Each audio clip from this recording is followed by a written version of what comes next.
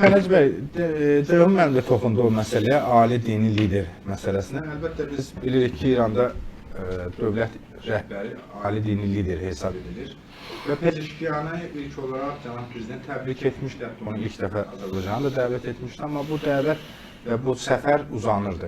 Nə baş verdi, nə dəyişdi ki, Azərbaycana qarşı bu qədər kinli, qəzəbli mövqedə dayanan İranın ali dini lideri Pezeşkiyanın Bakı səfərinə izin verdi, həm də böyük bir heyətdə. Bilirsiniz, vəziyyət indi belədir ki, Azərbaycan tərəfinin istənilən qonşu dövlətlə münasibətlərdə üzü ağdır. Yəni bir münasibətdə körlanırsa, Azərbaycan tərəfdən təşəbbüs olmur.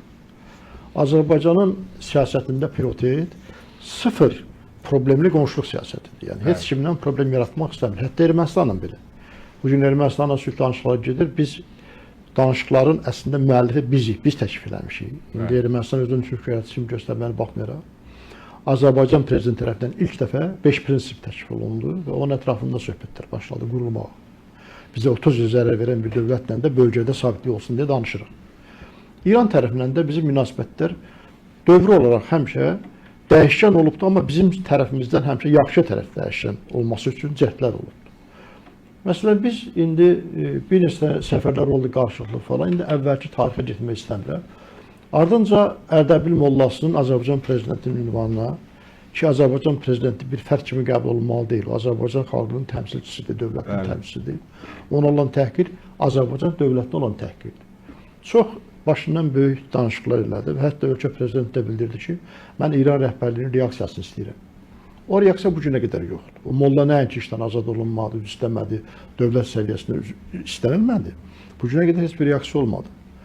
Ondan əvvəl o bizim səfirliyə olan baskı dövlət olan baskıdır, o bizim ərazimizdir. Orada öldürən insan Azərbaycan ərazisində öldürülən insan deməkdir. Yəni bura bizim ərazimiz sayılır səfirliyi və əslində bu müharibə səbəbi olan məsələ idi. Azərbaycan tərəf yenə susdu. Ya təlimlərdə, ya başqa məsələdə bir balaca yaxın tarixə qayıtsaq belə İranın nə qədər Azərbaycana qarşı davranışları varsa, bunu siyan uzatmaq olar, bunu da hamımız bilirik, amma deyək ki, bir münasibətlər salmana salan yerdə çox təftişçilik də axtarmaq ehtiyacı olmur deyən onları çox getmək zərurəti yaramır. Amma İran tərəfi Azərbaycan tərəfinin istənilən jestinin sonrası Azərbaycana qarşı bir hərəkət edibdilər. Və çox ciddi prinsipal məsələlərdə də Azərbaycana əleyhinə gediblər. Məsələn, Ermənistan-Azərbaycan münasibətləri Azərbaycan ədalətli tərəfi idi ki, bizim qırmızı xəttimiz burada Ermənistanın ərazi məsələsidir. Tələm tərəzi gətirib Zəngəzurda qafanda bir tövlədə bir konsul qaçması. Və yaxud da ki, təlimlər keçmə məsələsi. Son təlimdə yenə ortadadır. Və yaxud da bizim ordumuz hücum edən vaxt Zəngiranda qarşısını kəsməsi. Gürcistan da qonşu dövlətdir. O gün rəhbəri bura gəlmişdi bizim ölkə prezidenti ilə çox yaxşı münasibətləri. Onlar da təşəkkür elədilər ki, Gürcistanın ərazi bütövlüyünü Azərbaycan tərəf tanıyır. Bu çox mühüm amildir. Belə Rusiyanın aqressiv vaxtında, belə vaxtında Azərbaycan tərəfinin Gürcistanın ərazi bütövlüyünü tanıması qonşu dövlət üçün çox böyük bir avantajdır. Yəni, Gürcistan belə o müharibə vaxtı zirehli gödəkçələri buraxmadı Ermənistana, xatırlayırsınız. Amma M2 yoluna 900 ton silah sursatı İran tərəfi buraxdı. İndi mən demək istəmirəm ki, indi də davam edir. Fransadan, Hindistandan gələnlər məhz İran yolu keçirlər. İranın o qədər minusları var ki, Azərbaycan dövləti ayağına hansı formada gəlsə belə, Azərbaycan dövləti onu bağışlasa böyük şeydir. Mən arzuluyuram ki, bütün Azərbaycanlıları, hamımız arzuluyuruq ki, bizim heç bir qonşudan konfliktimiz olmasın. Biz əməkdaşlığımızda qazan-qazan prinsipi ilə istəyir iqtisadi münasibətlər sahmanında olsun və istənilən barışın da ən yaxşı sığortası budur. Biz nə istəyirik? Zəngəzur dəhlizi açılsın, hamı qazansın. İran nə edir? Münaqişə qoymur. Siz bayaq toxundunuz ki, şimal-cənub dəhlizi ilə bağlı olaraq da 15 ildir Astara-Rəşd yolunu adam bloklayıbdır, bu dövlət bloklayıbdır. Hətta Azərbaycan tərəfi təşvir edir ki, pulu da biz veririk, amma açın. Hələ bir miqdarda pul vermişik biz bunları.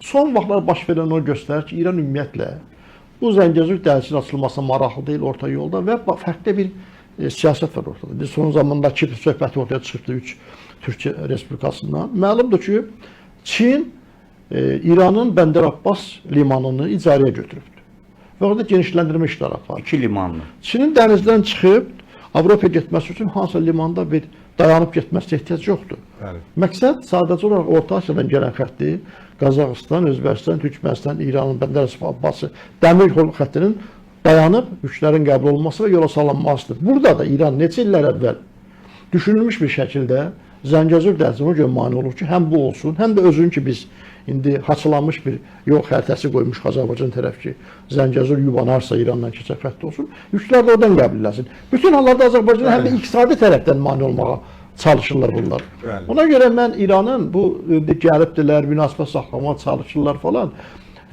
Hesab edirəm ki, məsəl üçün o prezidentlə olsa, göründüyü qədər o habitusundan, həkimlərin belə bir deyimi vardı, davranışlarla, millətinə bağlı bir adamdır. Özü unutmayıb, kimliğini unutmayıbdır. Amma adam iki kəlmə türkçə şeir deyil, bir dənə fars məmur gətirib qabağına pitik qoyur ki, səsini Bu kəs. yaxınlarda yenə də ona inat yenə türkçə Hə, bir şey Dedilər. Yəni Bir- onun iki buna gün gəlib bəli. bir şey eləyə biləcəyinin mən onu düşünmürəm. Sadəcə bir indi sizin o sualınızın sonuna gəlirəm, ola bilər uzun cavab oldu. Sadəcə olaraq zərurət olaraqdan İranın vəziyyəti pisləşdiyinə görə Azərbaycan çox ciddi şəkildə ehtiyacı var. Azərbaycan bu günləri bu bölgədə bütün böyük layihələrin müəlliflərindən birisidir və müəllifi olmayan layihələrin də burada həyata keçməsi Azərbaycanın okey olmadan mümkün deyil. Azərbaycan artıq bölgənin lider dövlətindən dünya siyasətində aparıcı yerlər çıxmış bir dövlət halına gəlibdir. Və Türkiyə-Azərbaycan tandemi artıq nəinki burada, Qafqazda, hətta yaxın şərqdə başqa yerlərdə əhəmiyyətli rol oynamağa başlayıbdır. Bu günləri İsrail-Türkiyə münasibətlərində Azərbaycanın vasitəsini görür. İlk qarşıdurmada Azərbaycan prezidentinin şəxsi təşəbbüsü ilə barış məsələsi həll olmuşdu. Bu gün də o proses gedir. O elə belə amil deyil. O bütövlükdə bölgədə, yaxın şərqdə sülhün təminatı üçün ciddi məsələdir və o sülhün təminatı yaxın şərq yeni şəkilləndirilməsində, belə obrazlı desək, əsas xəritəni ortaya qoya biləcək bir təşəbbüs də xırda məsələ deyil bu. Bax, belə vəziyyətdə Azərbaycanı qismən İran qazanmaq, necə ki İrana da bir, deyək ki, tor atır ki, orada da oranı da qazansın. Çünki görür ki, Ermənistan Avropa İttifaqı ilə Rusiya arasında var-gəl eləyir. Belə məqamda onu qapazlamaq olar. Son təlimlər də biraz ona bağlıdır. Azərbaycanın da indi bu cür yanaşır, amma məncə Azərbaycan çox həssas, hesablanmış, hər kəsin elədiklərində nəzərə alaraq və bundan sonra vizyonlarında nə olacağında bilərəkdən adımlar atacaqdır. Eybi yox, investisiya qoymaq istəyir, buyursun. Bir hərəkət edəcək, buyursun. Azərbaycanın məncə bundan sonraki davranışı İranın elədiyi hərəkətlərə adekvat olmalıdır. İfadələrinə görə yox, deyimlərinə görə yox. İran bu günləri sadəcə məcburdur ki, qonşu dövlətlərlə əlaqəyə girsin. Çünki sanksiyaları vardı. İndi deyirlər İranı vurmaq falan. Bu yaxda burada səsləndi ki, Trump belədir. Trump İsrailə nüvə reaktorları İran vurmağa qadar qoydu. Və özü də böyük ehtimalla paket sanksiyalar tətbiq edəcək, qlobal yox. Sanksiyalar götürəcəkdir və özünün şirkətlərinin, başqa dövlətli şirkətlər vasitəsilə neft satışını eləyəcəkdir. Mən müharibənin olmama səbəbinin birində ona görə belə düşünürəm ki, mən fərziyyəm dərhalda dostlarım da fikirlərini hörmətlə yanaşıram. İranda müharibə olarsa neftin qiymətləri qalxar. Amerika bir müddət əvvəl OPEC ölkələrində qiymətin salması haqqında danışıqlar aparıb, hətta 40 dollar civarında salmaq haqqında. Rusiya da ultimatum vermişdi. Rusiyanın bu yaxınlarda neft və mazut daşıyan qara donanması var, gizli tankerlər bloku vardı. Onun belə tapılması, ifşa olması və bloklaması haqqında qərarları vardı. Və belə məqamda İranda müharibə yox. İranı sadəcə olaraq zəiflədib yerində tutmaq, İsrailə razı salacaq səviyyədə onun uran məsələsini həll eləmək. Çünki İran tərəfdən də dedilər ki, biz verərik o zənginləşdirilmiş məhsul, amma sanksiyalar götürülsün, bizim dondurulmuş valyutalarımızda qaytarılsın. Bir parça qaytardılar Cənubi Koreyadan. İndi bunu deməyimdə məqsədim budur ki, İran belə məqamda yaxındakı qonşularla da münasibətdə elə samana salınmaq istəyir ki, əgər Amerikada yumuşaqsa, biraz sosial vəziyyəti dəyişsin ki, ölkədəki daxili intriqaları və vəziyyətlərdən qaldıra bilsin. Azərbaycan prezidentin və böyük heyətinin tərkibində çox Azərbaycanlıdır. Bura gəlmə səbəbi də əslində daxili auditoriya işləməkdir. Ermənistan əslində üzdə sülh müqaviləsində tələsək göstərsə də, etdiyi hərəkətlərlə onun hələ olmasını istəmədiyini göstərir. Məsələn, nədə? Mirzəyan dedi ki, biz bunu Türkiyə dedi. ATƏT-in Minsk qrupunun buraxılması ilə bağlı sənəti sülh müqaviləsi olan günü imzala bilərik. Gətirdi, bağladı sülh müqaviləsinə onu. Yəni ona qədər bağlamaq istəmirlər bunlar, sülh müqaviləsi olana qədər. Bunun Tabii, altında nəyin razılığı, nə mənası? iki ciddi məsələ yatır burada. Bu yəni elə bir ifadə deyil. Minsk qrupu münaqişə üçün yaranıb. Bu o deməkdir ki, münaqişəni biz həll olunmuş hesab eləmirik. Bu bir iddialar var altda. İkinci, bu yaxınlarda dünən yenə Qarabağdakı separatçılar yenə başladılar hayküy salmağa. Bəzi dövlətlər onların ermənilərin öz könüllü Azərbaycandan getmiş ermənilərin bura qayıtmasına bağlı müəyyən ifadələr işlədirlər.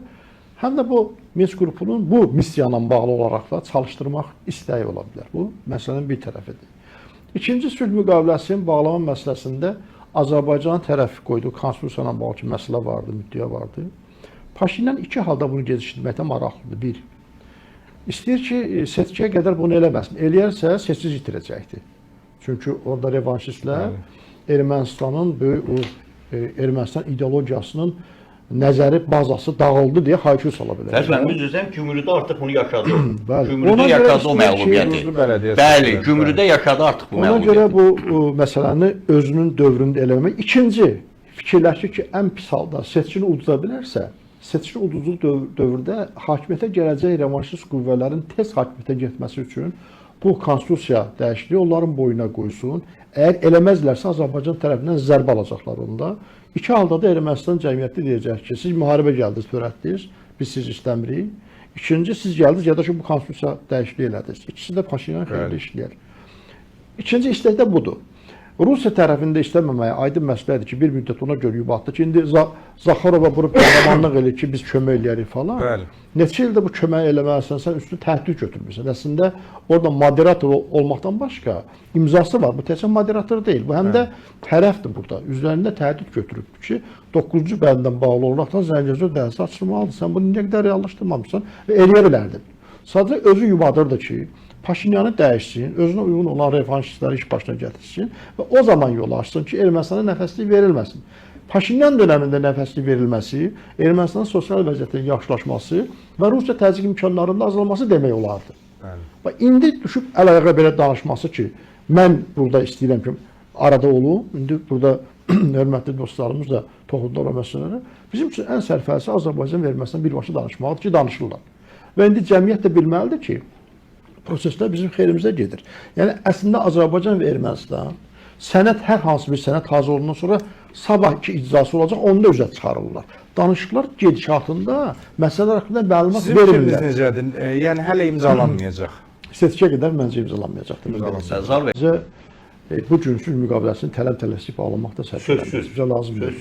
Yox, mən o tənqinə görə deyirəm. Təbii, birinci burada Ermənistan tərəf tutaq ki 17 bənd deyirik. Orada bir məsələ var. Beynəlxalq təsisatlardan şikayətlər geri götürmək.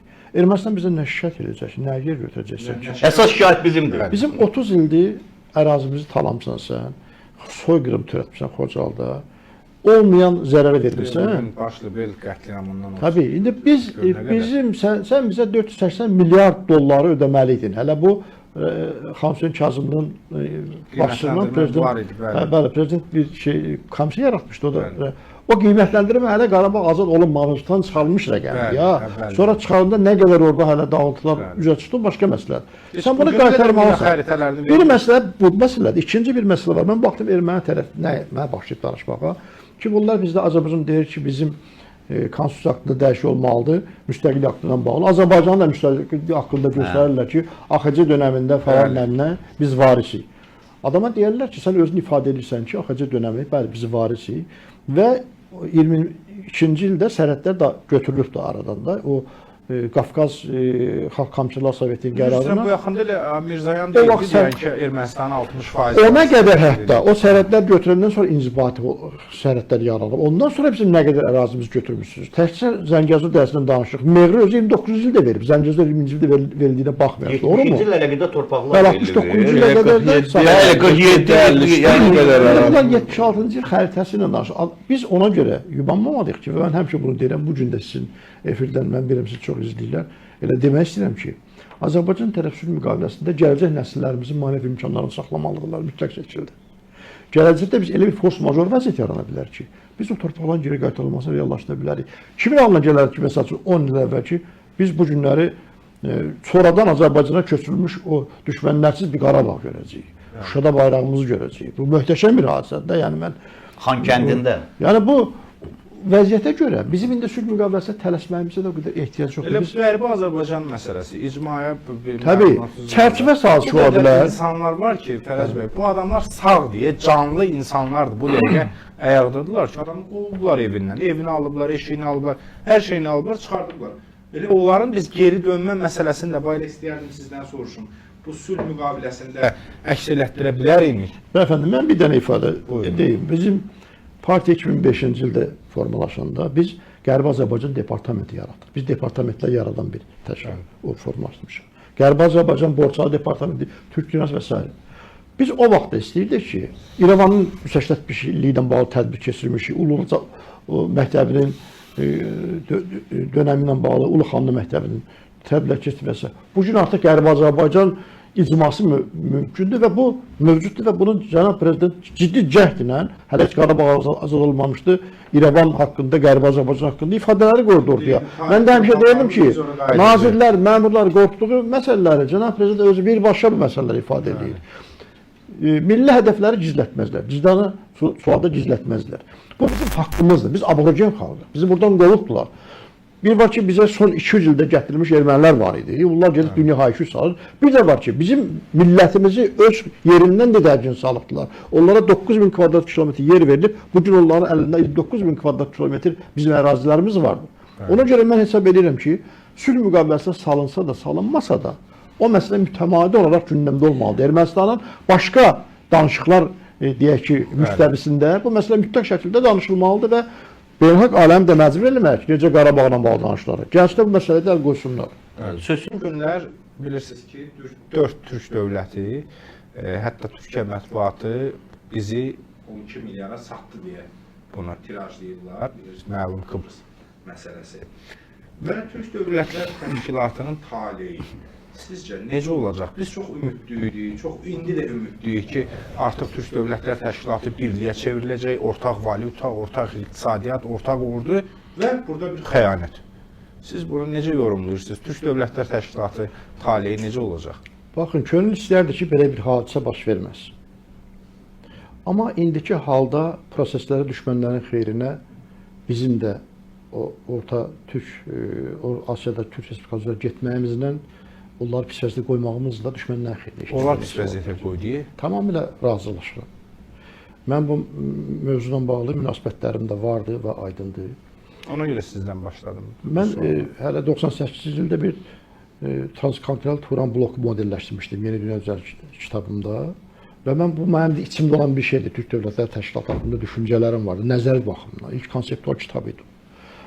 Bugün onların bu addım atmağın səbəbi əslində Türk Dövlət Təşkilatının özünün biraz bəzi məqamlarda zəif davranışı oldu. Boşluqları Avropa İttifaqı doldurdu.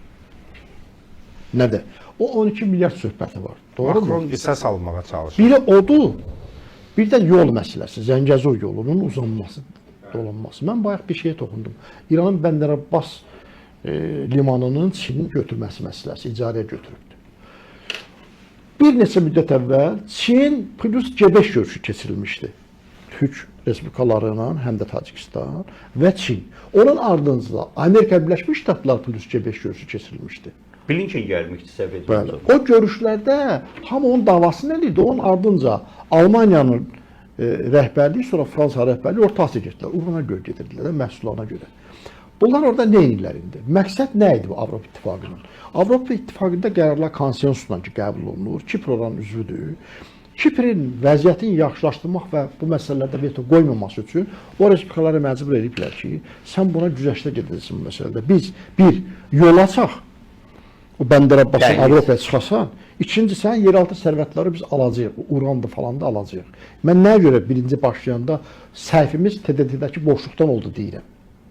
Türk Dövlət Təşkilatı, Nədir orada boşluq? Türk Dövlət Təşkilatı bütün səyini qoyub Zəngəzur dəhlizinin açılmasını Azərbaycan tək qoymalı deyildir, açılmalı idi bu. Bütün prensiplərini. Qazaxıstanda, Qırğızstanda daxil olmaqla, Türkmənistana daxil olmaqla Ermənistana prensip eləməlidir. Gəlib bəzi dövlətlər orada soyqırımı ilə bağlı Ermənistanda Ahbab Abidə qabağına gül qoymalı deyirlər. Yəni bir ortaq davranış olmalı idi. Bir məsələ bu, yəni ki, yol açılmalıdır. İkinci, orada yeraltı sərvətlər ki olan xüsusən uran və başqa qiymətli metallar vardı. Onunla bağlı türk dövlətləri özləri bir investisiya yatırmaq və onu özləri xam malı və yaxud da yarım fabrikatları əldə edib son məhsula çevirməlidir. Bəlkə yeri deyil bunu ifadə eləməyə, mən hər halda şəxsi fikrimdir, mən dövlət adamı deyiləm. Hesab edirəm ki, Türk Dövlətlər Təşkilatı artıq uran yataqlarımız vardı.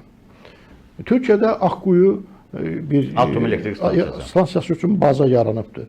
Artıq uranın zənginləşdirilməsi üçün və atom bombasının, silahının əldə olunması üçün də işləri başlatmağa lazımdır. Və bu uranın son məhsula çevrilməsi Türk Dövlət Təşkilatı öz eləməlidir. Bu iki. Üçüncü bir məsələ vardır.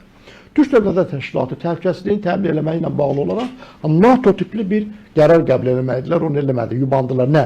Orada 5-ci maddə var ki, bir Türk dövlətinə, bir dövlətə qarşı təcavüz olunda hamısına təcavüz sayılır və orada iştirak edirlər. Türk dövlətləri də onu eləməlidirlər. O, Orta Asiyada kənarda qalan Türk dövlətlərinin məcbur olma səbəblərinin birisi də təhlükəsizlik baxımı oldu. Çin ekspansiyası, Rusiya baskıları, Əfqanistanda Talibanın olması ki, əvvəl də oradan da İslamçı adamdan qruplar göndərmişdilər. Bu məsələ aradan qaldırmaq üçün Avropanın inteqrasiya edib investisiyasını yatırtmaq, təhlükəsizlik təminatı almaq və bu Çin, Rusiya, Türkiyə arasında balans yaradıb hələlik gözləmək məsələsi oldu. Mən haqq qazandırmaq mənasında demirəm. Hər halda bu məsələ mütləq şəkildə Türkiyə və Azərbaycan məhvərində olan bir təşkilatdır bu. Türkiyə və Azərbaycan rəhbərliyi ilə razılaşdırılmalıydı, danışılmalıydı altyapıda və yolunu tapmalıydılar. Məncə, indi orada düzdür, BMT-nin 2 qərarına əsasən Şimal Şipi Türk Cümhuriyyəti ilə bağlı olaraq tanımamaq kimi bir ifadə yer alır. Amma Kofi Annan planında, referendumda Şimal Türk Cümhuriyyəti, bizim cümhuriyyətimiz, birləşmə hə demişdilər, Yunanlar yox demişdilər, Yunanları Avropaya aldılar burada. Biz o məsələdə daxil olmaq, bəzi məsələləri qaldıra bilərik, bu bir. İkinci, biz yanlışı naxışa çevirməliyik. Mən burada yumuşaq bir yön ona görə seçdim ki, düşmənin ayır və qurut, gölgürtmə üsulundan bunları sıradan çıxartış elinə fitva verməyək bizdə, əl qoymayaq. İndi məncə naxışa çevirmək yolu həmin Türk respublikalarının, həm də Azərbaycanın Şimali Türk Cümhuriyyətini tanıması ola bilər. Mesela ki, Azərbaycan prezidenti Türkiyədə çox net şəkildə ki, Türkiyə tərəfindən çox böyük rəğbətlə bu qarşılandı. Mən baxıram, Türkiyə televiziyalarında hər kəs bunu çox böyük rəğbətlə qarşıladı məsələni. Dedi ki, biz sona qədər Şimali Türk Cümhuriyyətinin arxasında müstəqilliyini hamı tanıyana qədər, hətta belə bir ifadə də işlətdi. Bu tövrü Orta Asiya Respublikaları qoymaqla məsələn kompensasiya eləmiyorlar və hesab edirəm ki, may ayının 22-sində yığışacaqdılar Türk Dövlətlər Respublikaları başçıları qeyri-rəsmi formatda, sonra rəsmi şəkildə Azərbaycanda yığılmalıdır. Orada bu məsələ məncə müzakirə olunacaqdır. Mən dedim o məsələlər, investisiya qoyuluşu, NATO tipli bir qərarın verilməsi, Türk Cümhuriyyətinin tanınmasına bağlı edəcəklərmi? Məncə edəcək. Hətta o üzrxahlıq eləyib bir fikrini bilirəm. Mən yanaşmam ondan ibarətdir ki, sizə də müraciət edirəm, bütün mediamıza, Azərbaycana müraciət edirəm ki, hər kəsə. Biz bu məsələdə prosesi geri döndərmək istəyənlərə mane olaq, onlara dəstək verməyək. Biz o yolun axtaraq ki, necə qaytarmaq ola məsələlər. Mən çox əmin, irəli aparaq. Tərəf mənim deyim, üstlərindən çox getməyək. Geri dönməyəcəkdir və mən əminəm ki, Türkiyədə yığılacaqlar ki, bu Türk Respublikaları rəhbərləri Azərbaycan prezidenti ilə Türkiyə prezidentinin ciddi şəkildə ikisinin tövrü ilə o prezidentlər ortaya konsensus gətirə biləcək bir tövr qoya biləcəklər. Tələ ola bilərmi? Qazaxıstanda məlum hadisələr ki, baş vermişdi. Bəli. Onda Rusiya ora girmək istəyirdi açıqda.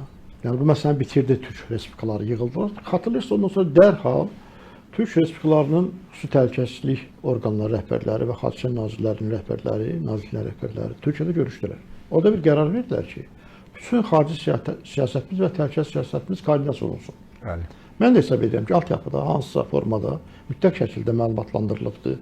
Proses də bugün təzə başlayan bir proses deyil. Bəli.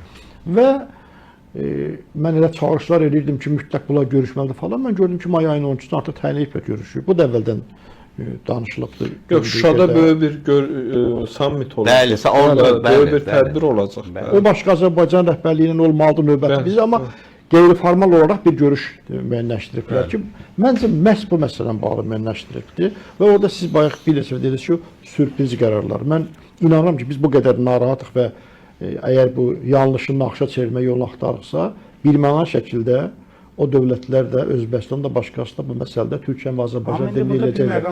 Azərbaycan prezidenti də ora gedəndə, Türkiyə prezidenti ora gedəndə olan qarşılama mərasiminə baxmısınız, hansı formada qarşıladılar. Bu məsələdə xəyanət falan kimi adlandırırlar ki, Türkiyə tərəfdə. İndi başa düşməyən olurlar, çox aqressiv baxırlar. Çünki Bəli. Kiprə yavru vətən deyirlər. Ağırlı yerlər. Yavru vətəndir, onu hamı qoruyur. Həm də ora təkcə əhalisinə görə qiymətli deyil. Onun geocoğrafi siyasi mənasına görə oradakı yataqların kəşf olunması, orada Mavi Vətən uğrunda savaşda oranın əhəmiyyətinə görə ki, Türkiyənin Eci dənizini həbs eləmək istəyirdilər. Bu məna çox qiymətli bir yerdir. Türkiyədəki şərhləri başa düşmək olar. Amma Türkiyə dövlət başçısının, ya Hakan Fidanın ki, o bütün hər şeydən halidir, bilir ki, nə var, nə yoxdur. Susmaları bu altyapıda nələrinsə bizim mənafimizə uyğun şəkildə dəyişiləcəyinin işarəsidir. Qazaxıstanla bir cümlə soruşacağım. Bax, axırıncı Qazaxıstandakı görüşdə bilirsiniz ki, Qazaxıstan prezidenti Şimali Kipr prezidentinin iştirakına icazə verməmişdi. Mən bir şey ora, Məsələdə var. indi bir söhbət Götür kəlmə o Fransada sözü qırmaq qarşılanması olmasın da. haqqında. Bu yaxında bir başqa şey də baş verdi. Lavrovla Qazaxıstan prezidenti arasında bir söz atışması oldu. Qazaxıstan prezidenti dövlətlərin müstəqil müqəddəratı məsələsində Lavrov müqəddəratın dedi, bəli. Lavrov Xalqların cavab verdi Xalqların ki, yox. müqəddəratın. Xalqların, millətlərin Müqəddəratı da var. əsaslı söz atışması oldu və orada cavab verildi ki, onda Qazaxıstan prezidenti ki, onda nə qədər xalq varsa, millət varsa, dövlət yaratmağa çalışırlar, xaos yaranar dünyada. Rusiya, dolayısıyla Qazaxıstanın şimalına Rusların gələcəkdə iddia qaldırmaq məsələsindən bağlı olaraq bir qığılcım saçmağa çalışır. Belə məqamda Qazaxıstanın və o Türk Respublikaları haqqında ki, mən danışdım, bu manevrlər ola bilər ki, razılaşdırılmış şəkildə Türkiyənin və Azərbaycanın müəyyən addımlar atılsın, sığorta zənciri olaraq atılsın hər mənada. Mən ona görə bu məsələdə çox da ehtiyat eləmirəm. Və biz yalnız ictimai rəydə prosesin geri getməməsi üçün bizdən asılı onları eləməliyik sadəcə olaraq. Rəsmi mövqeyimiz də var, bizdə başqa dövlətlərdən daha rahatdır. Çünki Azərbaycan prezidentinin net şəkildə ortada mövqeyi var. Özə bu illər də var. Məsələn, o Yunanistan səfirin qəbullərində ona bir sərt bir mövqe qoydu ortaya ki, Yunanistan Türkiyə qarşı münasibətində siz belə davranırsınız. Söysəydi onun abırlıydı da ki, Türkiyə olan münasibət bizə olan münasibətdir. Biz Türkiyənin dostuyla dost, düşmənlə düşmənik. O mənada bizim sümükləşmiş bir mövqeyimiz vardı. Və mən hesab edirəm ki, bu növbəti may ayındakı toplantı olacaqdır. Orada hər şey yaxşı dəyişəcək. İnşallah. Turançaq məsələsində bu taleyin qatarını geri qaytarmaq mümkün deyil.